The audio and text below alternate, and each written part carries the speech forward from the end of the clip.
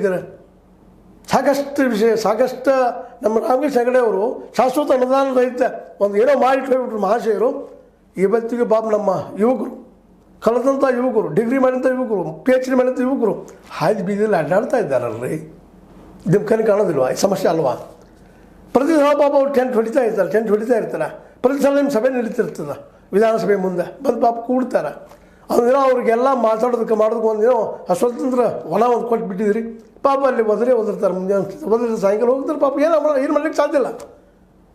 ಜಿಲ್ಲೆ ಸುತ್ತಮುತ್ತ ರೈತರನ್ನ ಒಳಗೆ ಬರ್ದಂಗೆ ಮಾಡಿದ್ರು ಮೋದಿ ಸಾಹೇಬ.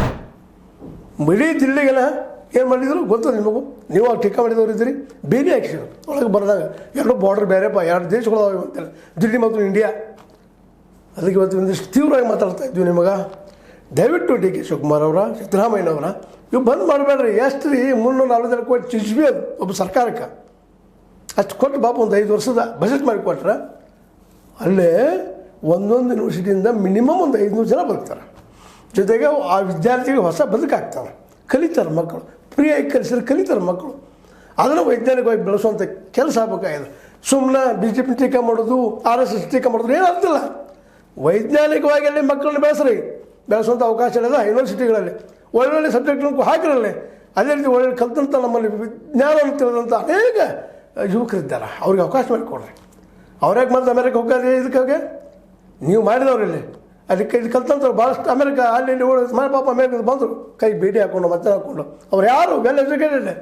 ನೀವು ತಯಾರು ಮಾಡಿದ ಪ್ರಾಡಕ್ಟ್ ಅದು ತಮ್ಮ ದುಡ್ಡು ಹಾಕೊಂಡು ಮಾಡಿ ಕಲ್ತು ಅಲ್ಲಿ ಹೋಗಿ ಮತ್ತೆ ಹೊಳೆ ಬಂದರು. ಅದಕ್ಕೆ ಹೋಗಿ ಅಟ್ಲೀಸ್ಟ್ ವಿಮಾನ ಸಹಿತ ನಮ್ಮ ಮೋದಿಯನ್ನು ಕಳಿಸ್ಲಿಕ್ಕಾಗಲಿಲ್ಲ. ಇವೆಲ್ಲನೂ ಜ್ಞಾಪಿಸ್ಕೊಂಡು ಇವತ್ತು ನಮ್ಮ ಸರ್ಕಾರ, ಸಿದ್ದಣ್ಣವ್ರ ಸರ್ಕಾರ, ಜೊತೆಗೆ DK ಶಿವಕುಮಾರ್ ಅವ್ರ ಸರ್ಕಾರ, ಇವು 9 ವಿಶ್ವವಿದ್ಯಾಲಯ ಮುಚ್ಚದಿರಲಿ, ಅಲ್ಲಿ ಸ್ಟಾರ್ಟ್ ಮಾಡಲಿ. 342 ಕೋಟಿ ಭಾಳಲ್ಲ ಸರ್ಕಾರಕ್ಕೆ. ಯಾಕಂದ್ರೆ ನಾವು ಸ್ವತಃ ಸಿದ್ದರಾಮಯ್ಯ ಹೇಳುವಂಗೆ 4.5 ಲಕ್ಷ ಕೋಟಿ ಟ್ಯಾಕ್ಸ್ ಕೊಡ್ತೀವಿ.